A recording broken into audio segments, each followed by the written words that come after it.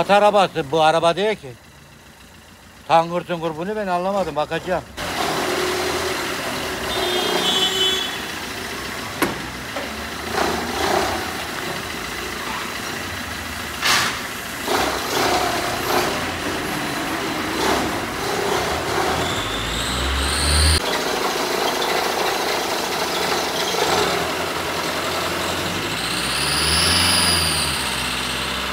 Turbo motor şanzıman. Herkese merhabalar. Bugün yine başladık. Devam ediyoruz. Bu Linea Tekirdağ'dan geldi. Bizi aşırı uğraştırdı. Opel Corsa'mız aşırı kötü durumda. Ama bu video Mercedes CLS 350 V6 aracımızın videosu olacak. Araç bize daha önce fan sorunuyla gelen, hatırlarsanız videolarımızı izleyen, takip eden izleyicilerimiz bir Mercedes E250 gelmişti. Fanında sorun vardı. Kısa shorts videosu paylaşmıştım. Ondan dolayı aynı kişi, aynı sahibi bundan dolayı bize kadar getirdi. Öne geçtiğimizde şanzıman yağımız değişiyor. Motorumuzun periyodik yağ bakımları yapılacak. Yağ filtresi, mazot filtresi, hava filtresi, polen filtresi değişikliğimiz var. 4 teker fren balatası ve fren diskleri kontrolü var. Şanzıman diferansiyel yağ kontrolleri var. Şanzıman yağ değişimi ve şanzıman yağ filtre değişimi var. Alt korumayı söküp bir devam edelim. Nelerle karşılaşacağız göreceğim birazdan. Her zaman olduğu gibi aşağıya doğru geçtik. Tabii ki burada koruma sacımızı alacağız.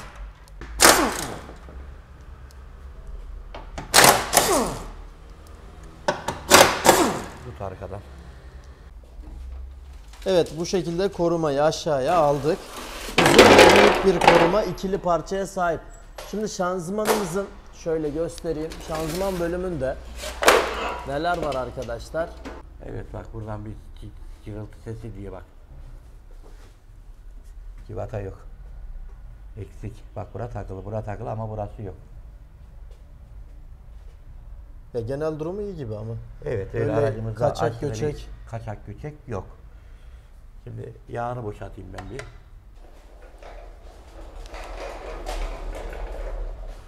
Noktada arkadaşlar bu bazen dolabiliyor. Dolduğu zaman boşaltmakta sıkıntı yaşanabilir.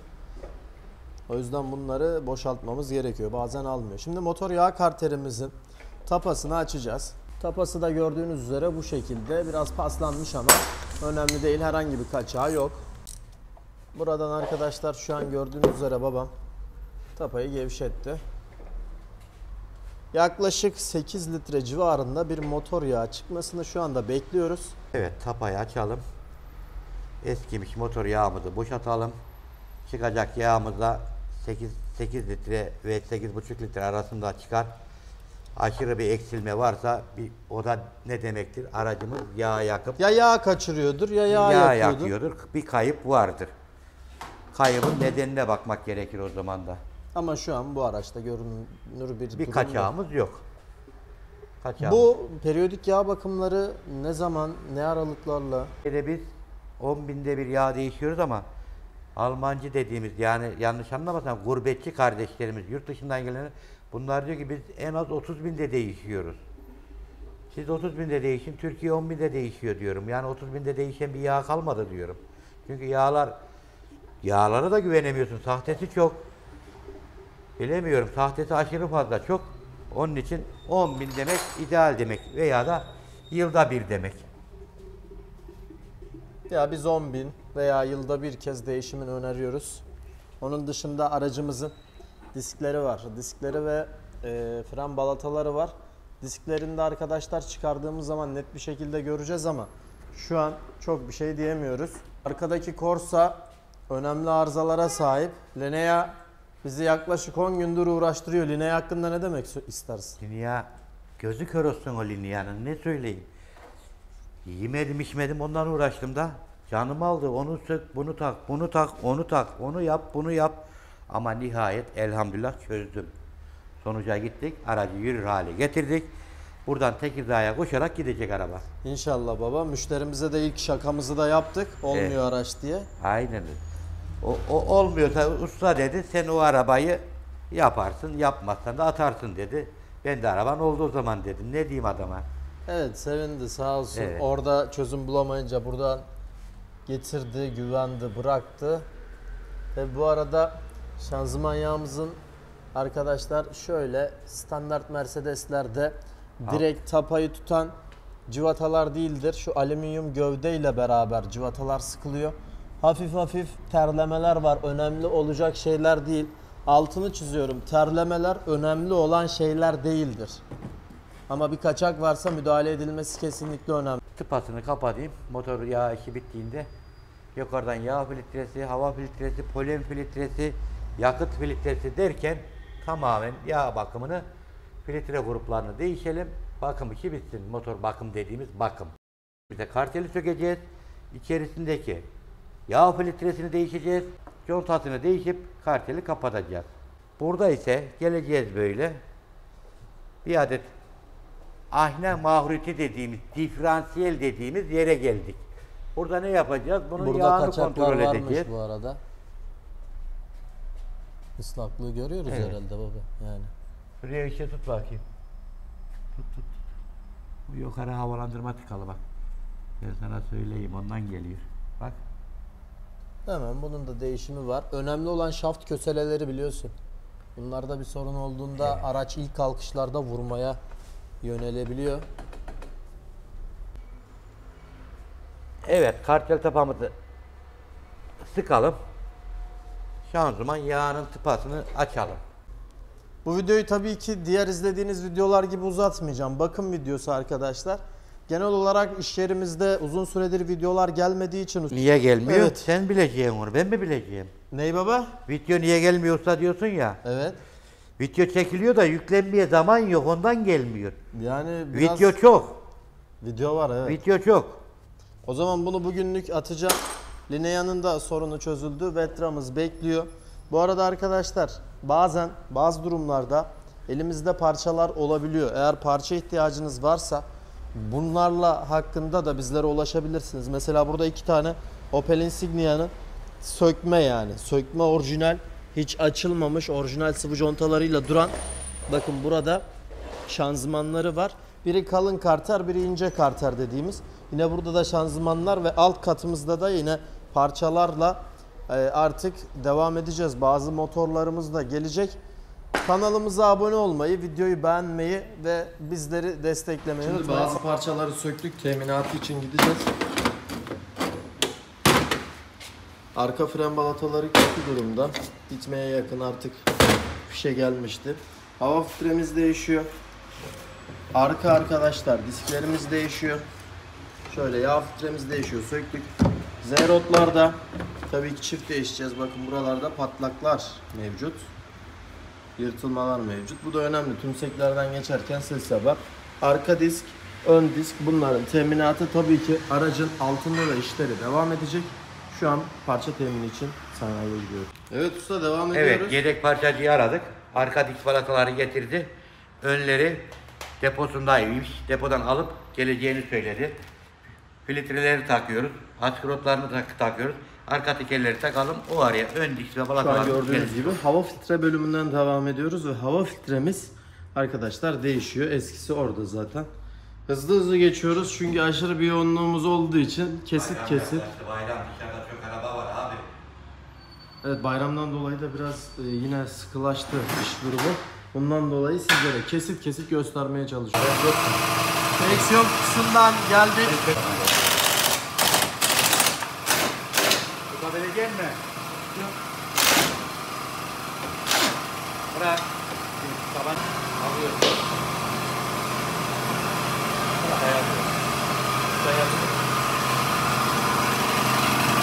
Evet usta şimdi direksiyon kutusunu çıkardık. Bakalım neyi var neyi yok. Tabii ki direksiyon kutusunda önemli noktalardan biri EPS sistemli bir kutu olması, elektronik. Tabii sökerken de önemli detaylar var baba. Onlara da istersen bir değinelim. Evet, önce bunu sökmek için rotilleri söküyoruz. Çektirmesiyle bıraktırıyoruz. Çekiç yok. Çekiç 70'li yıllarda kaldı. Ona değinelim. Önemli Çünkü özelliklerden 70'li biri. yıllarda ben olduğum için çekiç o zamandı. Şimdi yok çekiç. Tamam. Başka mafsalda değineceğimiz nokta. Mafsalı, alt mafsalı söküyorsun, üst mafsalı gevşetiyorsun. Mafsal çift çalışıyor. Geriye itiyorsun, bitiyor. Arabanın içinden hiçbir şekilde bir yeri sökmüyorsun, bir yeri zarar vermiyorsun. İçine dahi girmiyorsun aracın. Ama sadece alttan sökersen, üstünü sökmezsen aracın içine girmek gerekir. Onun için buradan kutuyu sökmek için 2 tane buradan travese bağlantımız var. 2 tane de buradan ana travese bağlantımız var. Bunları aldık. Soketlerimizi çıkardık. SP dediğimiz elektrikli sistem tarzında bir kutu bu. Yağlı değil. Yağ olayı yok. Bu aracımızda bir yolda şakırtı şukurtu sesleri şikayeti var müşterimizin. Söktük. Bunu bir revizyoncuya gönderip revizyonunu yaptırıp getirip takalım, aracımızı bir test edelim. Tabii ki biz bunu yaparken de burada durmayacağız. 4 teker disk, balata, yağlar, filtreler var da var. İşlerimiz bayağı var. Evet, bunun bir de şöyle bir durum var. EPS sistemli ürünler arkadaşlar maliyetli çıkıyor yağlı sisteme Tabii göre. ki. Altını çizelim. Yağlı sistemin kutusu 10.000 lira. Bu kutu 40.000 lira. Evet, bir de Mercedes olunca fark ediyor. O yüzden bunu söktük. Direksiyoncumuz var. Direksiyoncuya Zaten vereceğiz. burada söylüyor bize. Burada gereken numaralar da var. Fabrikanın vurmuş olduğu. Bu beklemede içindeki şakırtı sesi mevcut. Bu noktada arkadaşlar elektrik sistemini de çıkarmış bulunduk. Soketlerimiz burada mevcut. Evet, orada fren merkezimizin civatalarını söktük. Merkezi geriye aldık. Balataları çıkardık. Fren klepesini dediğimiz onu çıkardık. Geçen arkadaşın Ön diskler de orada duruyor bu arada. Bakın evet, şurada. geçen arkadaşın parmağını kopardığı klepe biliyorsun. Koymuş, çevirmiş kleper. Şimdi diskleri çıkardık. Yenileri geldi. Arkaları taktık. Aynı şekilde montajını bitirdik. Sıra önlere geldi. Önleri montaj edeceğiz. Ondan sonra diferansiyelde bir işimiz var. Şanzımanda bir işimiz var. Yağ bakımı tamam aracımızın. Motor yağ doldurma işlemi kaldı. Evet, orada bak yağ kaçağına değin orada. Buna en son müdahalemiz olacak. Değil mi? Evet, sağ tekeri aldık. Bu aracın şanzıman sorunu vardı. Zincir problemi, turbo ötmesi, alt takımdan sorunlar, gergi tarafında sorunlar vardı. Altını bir inceleyelim. Herhangi bir kaçak göçeğimiz var mı? Bu da çok önemli. Her zaman olduğu gibi altına geçeceğiz. Şöyle göstereyim. Biraz paslanmalar mevcut bu aracımızda arkadaşlar. Babam burada da yağ kaçakları var. Eğer zincir sökülecek olursa şöyle gördüğümüzde buralar mecburen arkadaşlar açılması lazım. Zincir setinde görünüyor. Sökülüyor. Tabi burada tam olarak gergi kısmını göremeyeceğiz. Şöyle net bir şekilde içeri girdiğimde kısmi olarak görüyoruz. VK çıkardık. Gergi kütüğünde de bozukluk var. Evet, bayağı bir paslanmalar var. Araba tamamen yakan bir araba.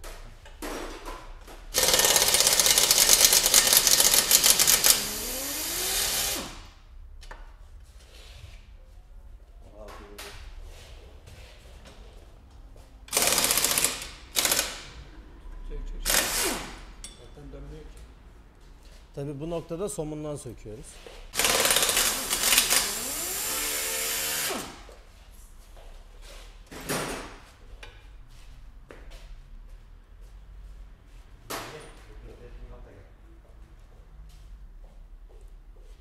Tabi uzun süreden sonra manuel araca geçtik. Son 10 araba Azetronic, yarı otomatik gibi araçlar. Bir yıldır sökmüyordum manuel bir araç. Evet. Onda İşte buna alıştık ya otomatik. Bu aklıma geldi. bu bizim turbo borumuz herhalde. Evet. Bunda böyle Astra'larda yok bu.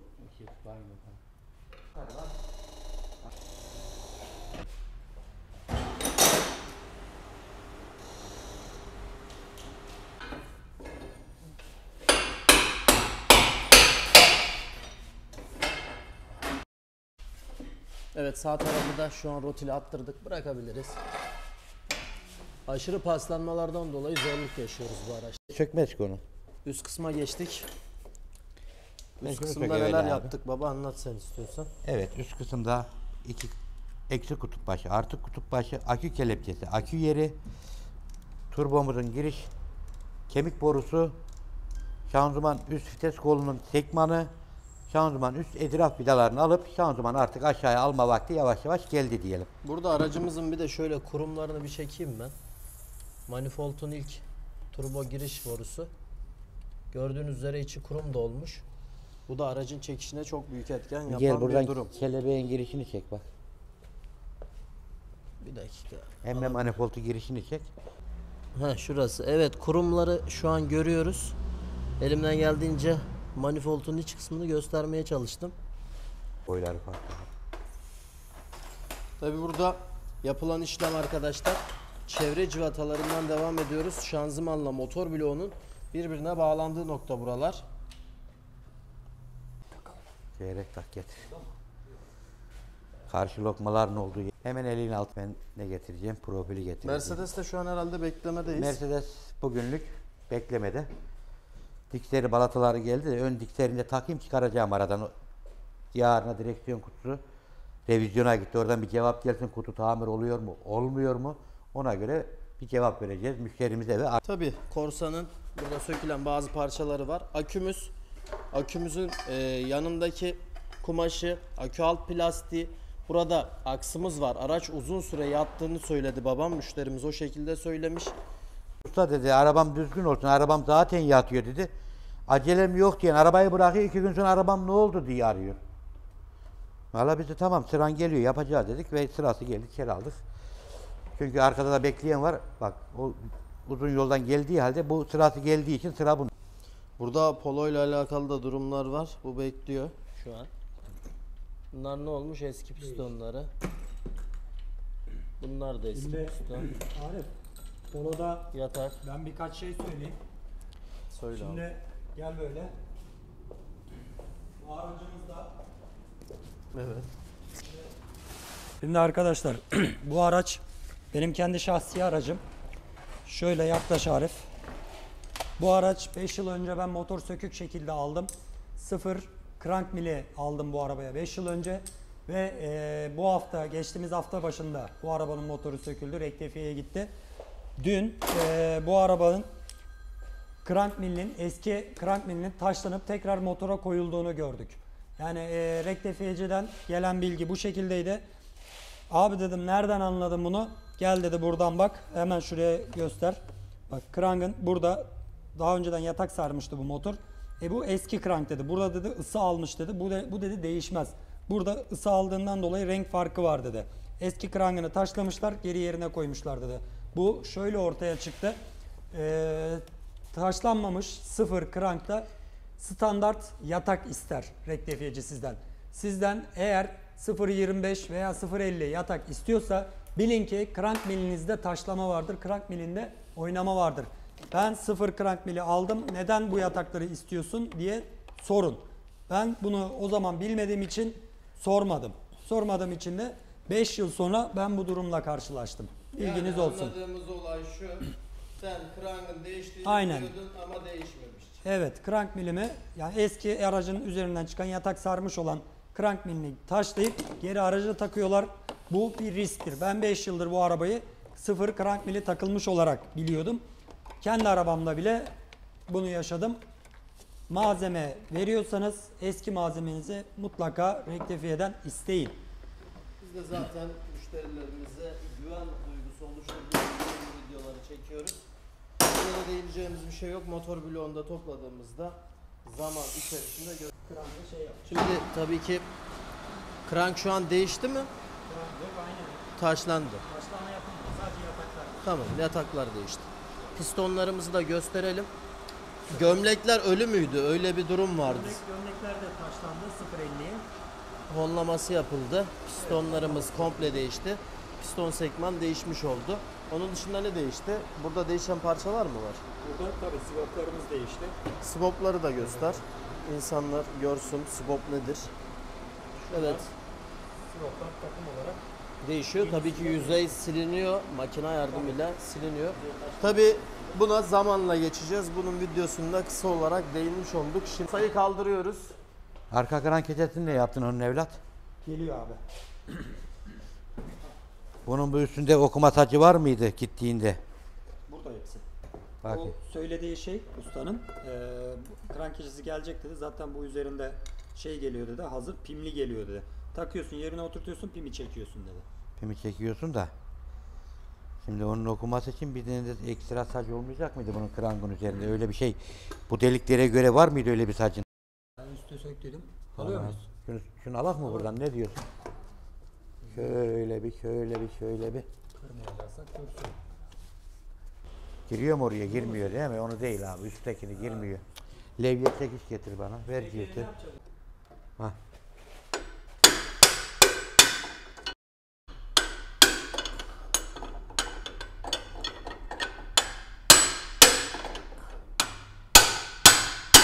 Gidiyor'a benzemiyor bu abi.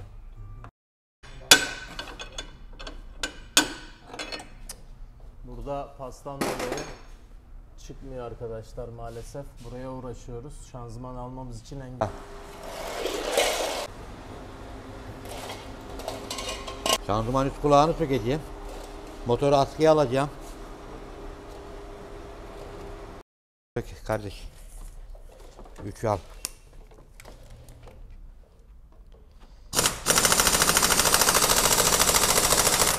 Kolu çıkarsın. Gördün mü?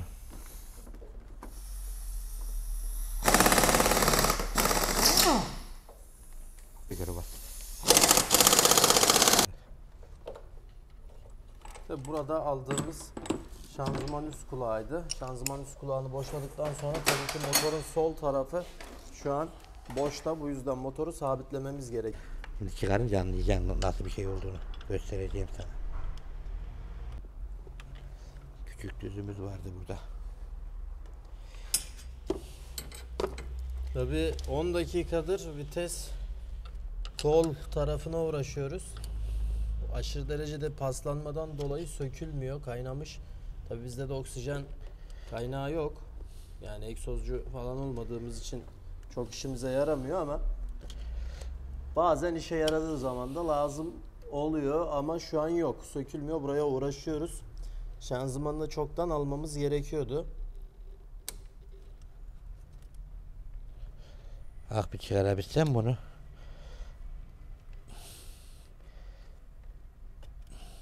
Karga burnuna çeker mi? Çekemezsin ki alttakine basmam lazım. Tabii görüyorsunuz çok sıkıntılı Çek bayım karga bunu iş alacağım. bir nokta.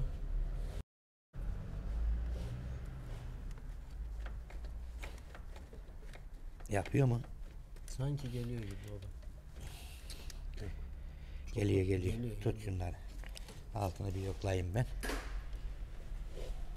Biraz gelmiş gibi. Geldi. Evet hepsi onun için. Hepsi. Ayrıldığını gördük. Sabahtan beri uğraştırıyor bu bizi. Yani diyecek hiçbir şey bulamıyoruz. Araç gerçekten yatıyor yani öyle bir araç. O zaman gözünü motorun altına yine yalandan tutalım. Araç bu arada hiç bilgi vermedik. Sehpayı kenara al. 1.3 dizel arkadaşlar. Onu 2011 kenara al. yıllarına sahip bir Corsa D. Kilometreye baktık mı hiç? Baktım da hatırımda değil. Videonun sonunda da video. 200 küsür. 270 mi zannederim acaba yanılmıyorsam. Bakalım video sonunda paylaş. Değişmiş 100.000 olmuş dedi zincire, gerek var mı? Bekle abi.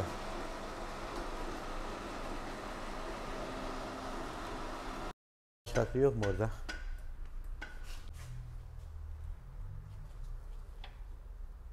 Burada şanzıman yağ akmasını engellemek için tabii ki de böyle bez aksın girdiği noktalara bezimizi koyuyoruz. Ardından şanzıman kirkomuzun kalkmasını sağlayacağız. Alıyor muyuz baba? Evet. Motoru tutalım da kaldırma. Motoru kaldırılıp tutacağız ondan sonra. Hortumda da su kaçağı mevcut. Bakın su damlaması var. Bas. Hadi alacağız. Arka kulağı almadan alamayız. Keskiyi ver, arasını açalım. Ya. Dizel gibi değil. Oynat emmi oğlum. Gel ha. Değiyor mu bir yeri? Değiyor tabii. Değiyor, şuraya değiyor.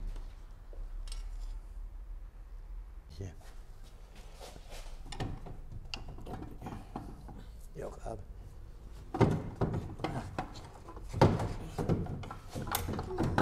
Hey.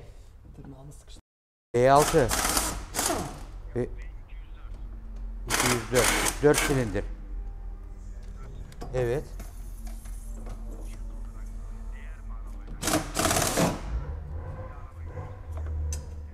Arkadaşlar çıkarıyoruz. Söktüğümüz ayak bu. Tutarsam bir kere.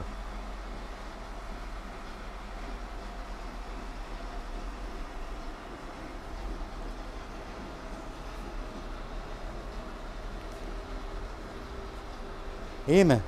İyi. Ama oraya mı geçiyorsun? Buraya mı geçiyorsun? Dur. Buraya geç. O yanı da bana ters geliyor. Buraya alışkınım ya.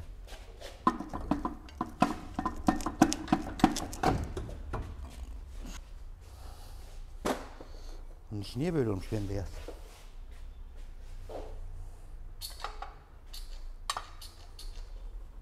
Debriyaj rulmanı kötü durumda.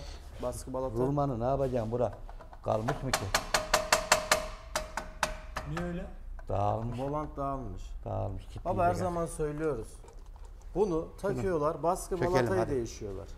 Volant eski kalıyor. O zaman da böyle oluyor işte. İkinci sefere de baskı balata bitmiyor, volant bitiyor. Sabite dönüyorlar. Sabile dönsün. Bu sefer de krank kırma riski var. Bir de konfordan da tabii feragat ediyor. Tabii o da ki var. canım. Konfor diye bir şey arama o zaman. Konfor arama. Rahatlık arama.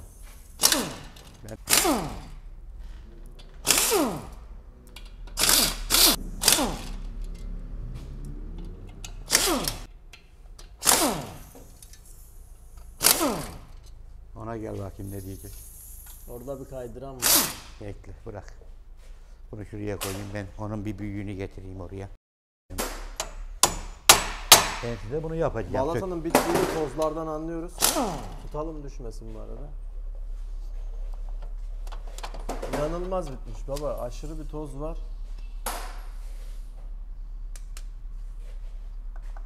Bakın bir de Corsa D bu araba. Astra H'lardan farkı kesikli bir volant var. Yani Astra H'ınkini buna takmanız mümkün değil. Artı seviyesi farklı. Seviye de farklı. Aynen taktığınızda araç yürümez. Bir de yanmış baba bu volant. Alacağım. Volantımız da kötü. Bunların hepsi set halinde Çök değişiyor. volant hadi ne bekliyorsun? Bunların kimi pahalıydı? Birininki C'nin Korsa miydi? pahalı. Corsa pahalı değil mi? Korsa pahalı. Özellikle bu volantlarda arkadaşlar takılırken civataların ilaçlanması Çökerken gerekiyor. haber ver, al. Eğer ilaçlama yapılmazsa ileride kaçaklara sebep verebilir. Son mu?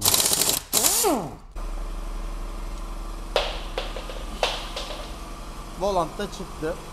Biz iyi de olsa kötü de olsa her zaman arka krank keçesinin değiştiğini Oraya söyleyelim. dikkat et. Bu gördüğünüz arka krank keçesi bir daha açılmayacağı için biz bunları risk etmiyoruz ve değiştiriyoruz.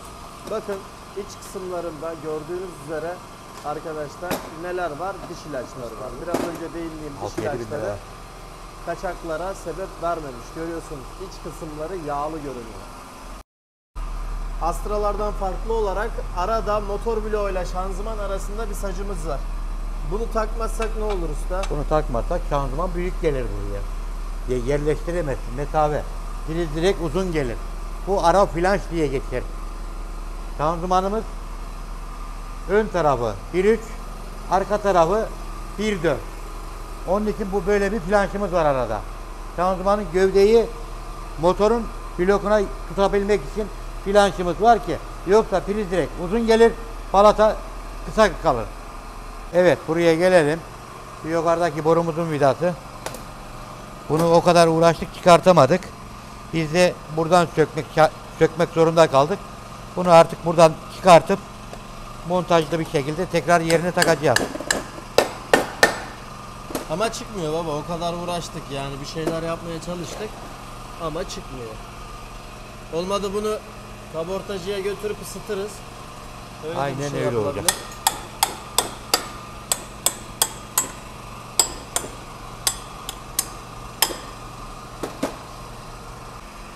Burada termostat girişinde de su kaçakları var. Hortumdan bakın damlıyor. Damladı damlayacak. Görüyoruz. Termostat kısmı da sıkıntılı. Bu fren vagumunun orada da aşırı bir yağlanmalar var ama asıl önemli nokta burası. Detay aldığımız zaman kurumlar, egere manifoldun içerisinde kurumlar görünüyor. Bu araç nefes almıyor. Burnu tıkalı kalmış bir insan gibi koşamıyor diyebiliriz. Çok yakar, az kaçar. Bu da en önemli problemleridir bu kurumların. Tekrar başladık. Neye başladık? Eski baskı balata volant setimiz, yeni baskı balata ve volant setimiz. Ayrıca sol tarafta da bulunan arkadaşlar rulmanımız mevcut. Tabii ki bu ürünler look olarak kullanılıyor. İbaremizi görebilirsek. Şurada. Loop. Orijinal ürünler, servisin kullandığı fabrikadan çıkan ürünler. İçerisinden tabii ki de bu şekilde cıvataları da çıkıyor baskı setinin. Var içinde de akmasını bekliyor.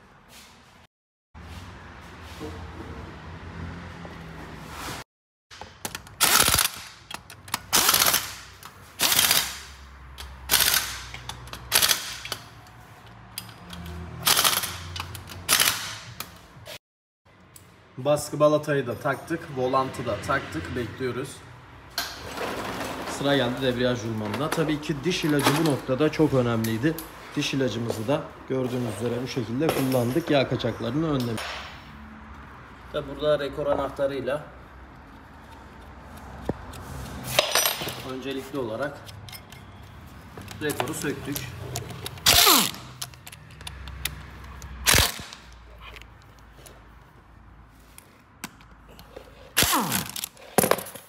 Bayram dolayısıyla tabii ki şu an akşam vakti araçları tamamlamak için geldik. İftarımızı açtık, koştuk. Evet, rulman çıktı. Şurada arkadaşlar o-ring var mı onda baba? O-ringine değinelim. Şu noktadaki o-ringi unutmuyoruz. Çok önemli o-ringlerden birisidir. Hemen o da şöyle bir parça. Burada kanalı var, oturtturuyorsunuz. Öbür eskinin üzerinde gitti.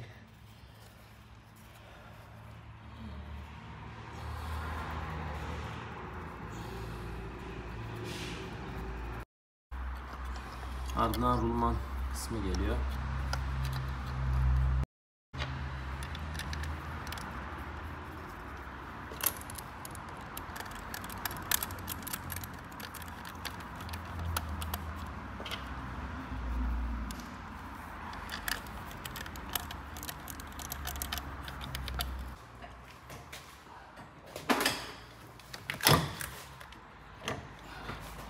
Tabii bu noktada arkadaşlar ne yaptık?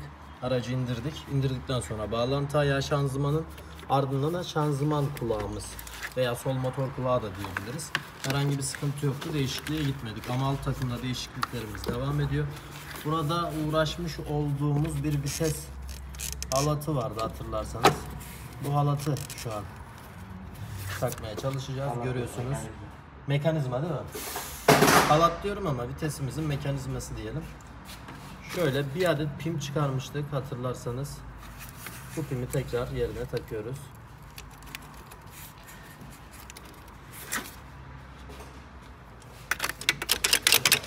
Bu kadar mı? Bu kadar. Buradan neyi çıkardık? Sol tarafın salıncağını çıkardık.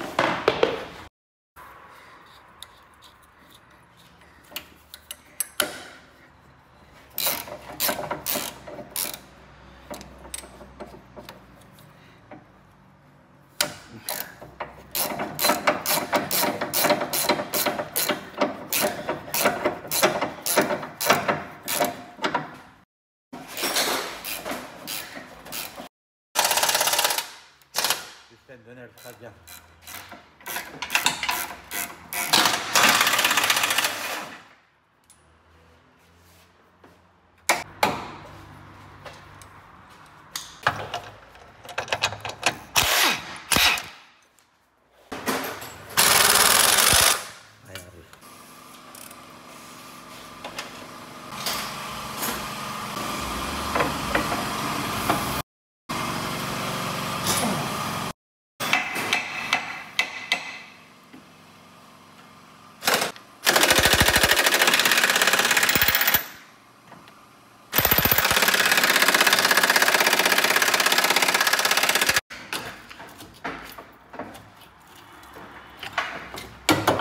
Hava dağılmışım.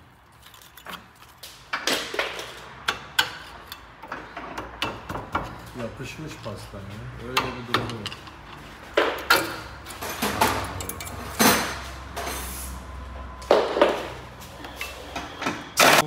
Biraz önce sökülmeyen cıvatanın şöyle haline bakalım da.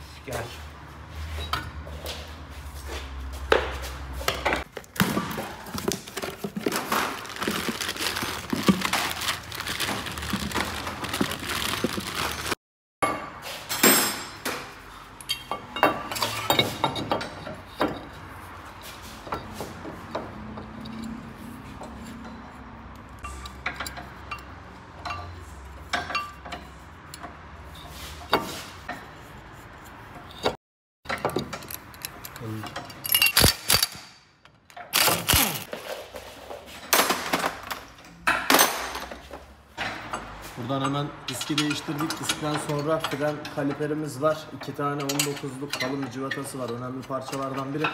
Fren balataları geldikten sonra arkadaşlar merkez bunun üstüne tabii ki sıkılıyor.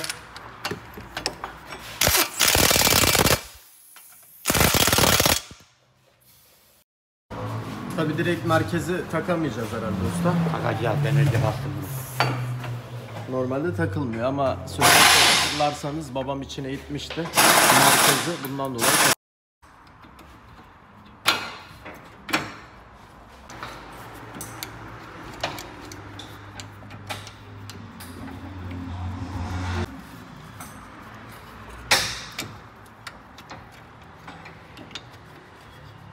Burada ise hemen Zeyrot bölümündeyiz. Tabii ki dönüyor arkadaşlar. O kadar uzun süredir değişmemiş ki dönmeler var. Salıncağı çıkarmıştık. Sağlı sollu değişir her zaman. Çift değişir. Bunun altını çizelim.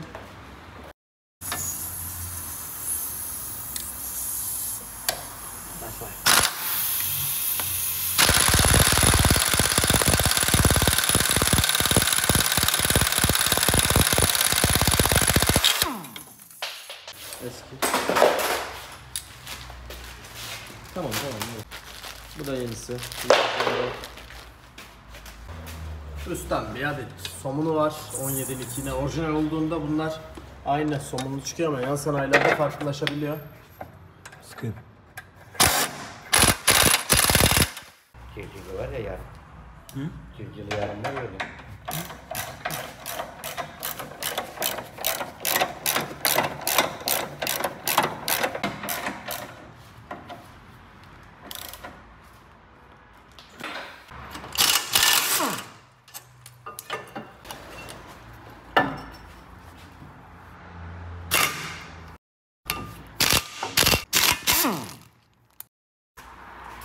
Bu ne usta? Bunu söktük ama biz. Bu kaliper pimi. Fren merkezi bunun üzerinde çalışır. Bu yerinde bu şekilde çalışması lazım iken çalışmadığından dolayı frene bastığımızda bu içeri giremiyor. Paslanmış. Sol. Çalıştığı için araç frene basınca sola gider. Sağ fren tutmuyor, vazifesi yap. Aracın arka egzozuna bak dedi. Bakıyorum. Egzoz biraz araba aşırı yatmış ya. Yani çok kötü durumda, paslanmalar var. Egzoz hiç yok olmaya başlamış artık. Dünyadan ayrılmaya başlamış. Buradan kaçaklar var. Artık delinmiş galiba. Siyah isler vermeye başlamış. Yine bu bölümde gördüğümüz üzere arkadaşlar paslanmalar mevcut. Aşırı derecede yatan bir araç olduğu belli. Tabii ayağa kaldırma çabalarından ilk olarak motor bölümünden biz başladık. Tabii ki manifold kaçağı. Manifoldda büyük ihtimalle bir problem var. Onu sökünce daha detaylı göreceğiz. Turbomuzda sıkıntı var. Turbo bölümündeki kaçaklar Su değil lan. ötmeye kadar yol açıyor. Hidrolik o, hidrolik. Buraya nasıl giriyor? Devirden kısmındayız. Odak noktamızı hemen şuraya verdik. Bir dakika. Zoomluyoruz. Evet, ama devirden kısmı açılıyor.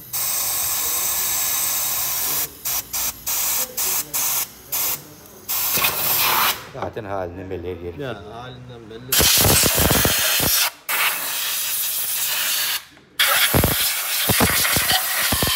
Değil mi? Ne diyorsun?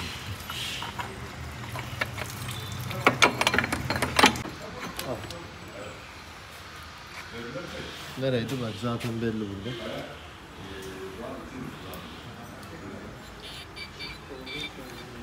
Arkadaşlar dünden direksiyon kutusunu beklerken sizlere göstermiştik. Burada paket halinde biraz önce getirdiler.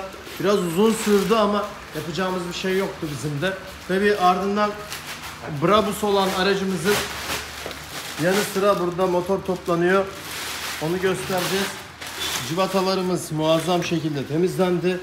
Yine arka kran keçelerimiz. Araç hazır, motor temizliğini de yaptık. Şöyle gösterelim usta. tertemiz görünüyor. Parlatıcı spreyle güzel bir şekilde yapmış olduk. Araç neredeyse hazır ama rota ayarı olması gerekiyor. Onu unutmuyoruz. Araç rota ayarına gidecek. Ayrıca bir de ön tampon boyanıyor. Müşterimiz istedi. Ön tampon da boyanacak. Onun devamı da var. 4000 motor V6 benzin. CLS 350.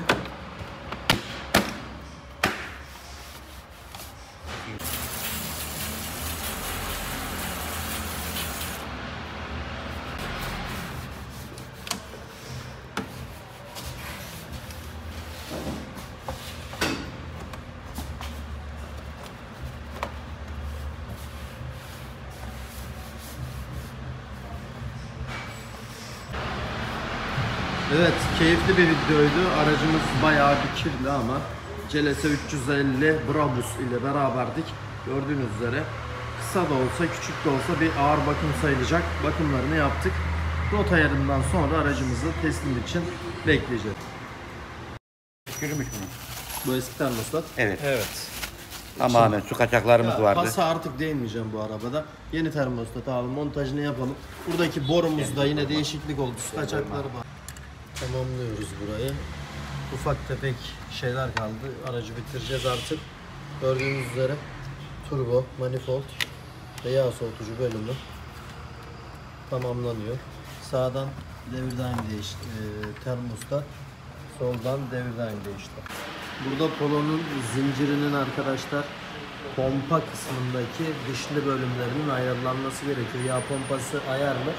Şu çizgiler boyalıya gelecek, görüyorsunuz. Yine aynı şekilde alt noktaya tek çizgi, yine nokta gelecek. Yağ pompa senta ayarı böyle. Civata bölümlerini şu şekilde hazırladık. Görüyorsunuz.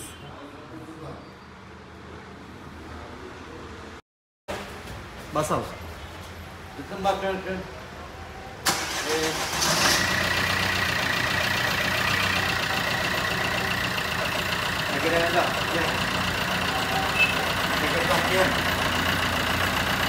Arabada aşırı bir derecede düşük gerilim var. Bundan dolayı aracı çalıştırmak için takviye kablosuyla diğer aküden takviye yaptık. Artılar artıya, eksiler eksiye geldi.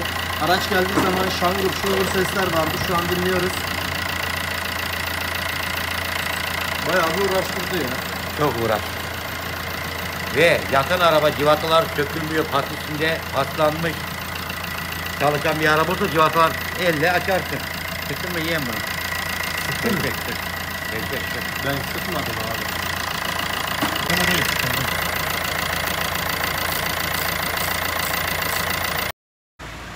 Evet, aracımız Passat.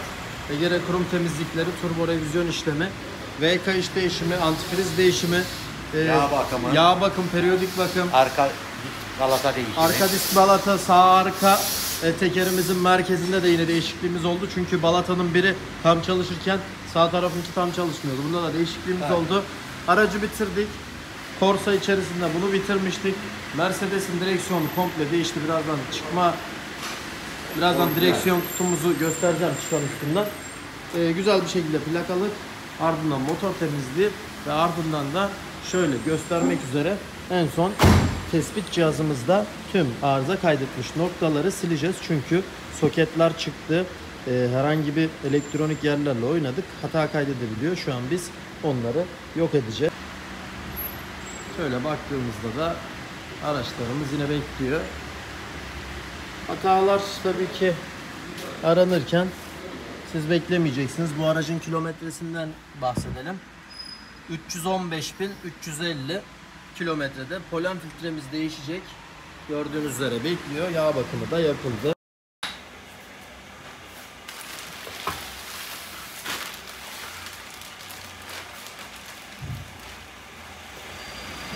Kalkmıyor ya.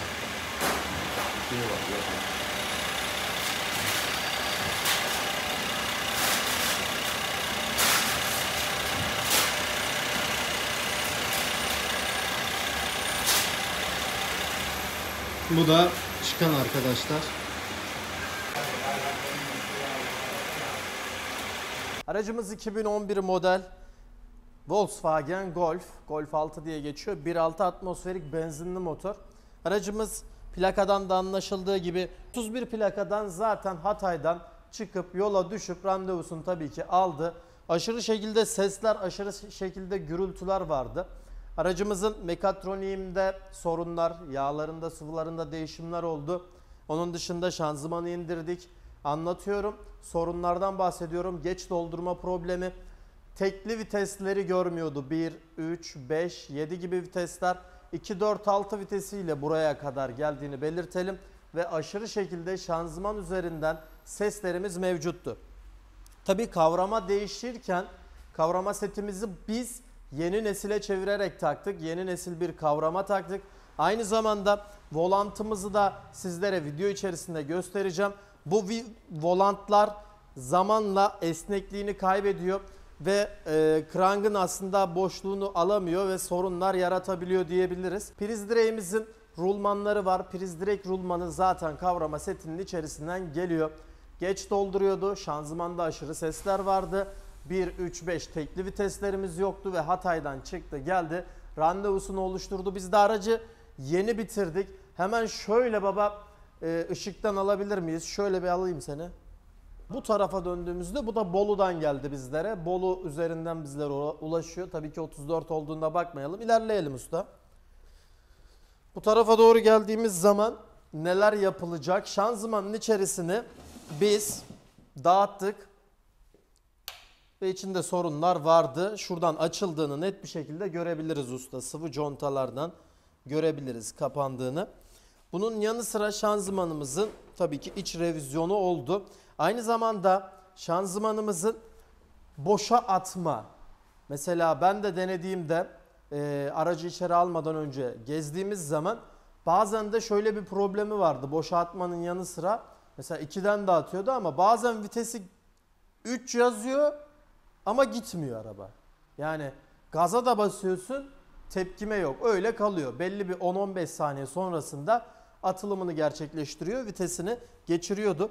Tabi burada yine tespitlerimiz devam ediyor. Tam anlamıyla bu araca odaklanamadık ama setimizi değiştireceğiz. Aynı zamanda debriyaj rulmanımız burada. Biz tamamıyla arkadaşlar araçların şanzımanlarını komple bakım olarak geçiriyoruz. Mesela bir debriyaj rulmanında sorun varsa sadece debriyaj rulmanını gönder, tak gitsin gibi bir işlem yapmıyoruz.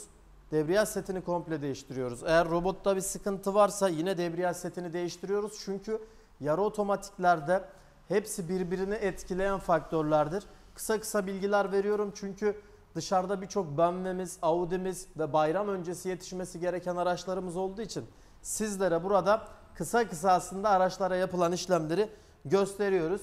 Burada tabii ki şanzımanın söküldüğünü ve baskı balatamızın da değişeceğini göreceğiz. Yeni baskı balata ürünlerimiz takılacak arkadaşlar. Burada yine bizim bir Volkswagen Polo'muz var. Kaderin sillesinden geçmiş. Kısa bahsedeyim. Enjektörümüzün civatası kırılıyor. Enjektör basınçtan atıyor. Pul pistonun üstüne düşüyor ve olanlar oluyor. Diyelim Polo böyle. Vetra'mız var. Vetra B gerçekten çok güzel bir araba. Tabii maneviyat açısından bütün her şeyinin orijinal GM kullanılması gerektiğini söyleyen bir müşterimiz. Tabii ki bayramdan sonrasına yetişecek ve niyetli olduğumuz için biz de çok fazla ilgilenemiyoruz. Diğer araçlara bakabilirsin usta dedi ve biz de ilgilendik. Şu an sanayide bir boyada Mercedes CLS'miz var. S350. Hemen o karşıda bir Corsa'mız, otomatik şanzıman problemi. 2 tane de karşıda Corsa ve Audi'miz bekliyor. Karşıda da bir BMW X5'imiz var. Videoyu burada bitireyim. Genel olarak bazı araçların tam haliyle videosunu göreceksiniz. Genel olarak bu video kapsamlı bir video oldu. Bayram öncesi video. Şimdiden herkese hayırlı Ramazanlar. Hatay'dan gelen aracımızın DSG problemi vardı. 7 ileri çift kavrama kuru sistem. Aracımızın kart değişikliğine gittik. Öncelikli olarak elektronik kart değişikliği oldu. Araç tekli vitesleri görmüyordu. Onun dışında volant, priz direk bilyesi ve arkadaşlar tüm sıvı bakımları ve kavrama değişti. Hatay'dan gelmişti. Geldiğindeki görüntüyü tabii ki çekemedim ama Şu an gayet hoş bir şekilde testine çıkardık. Bayram öncesi biraz böyle devam ediyoruz videolara.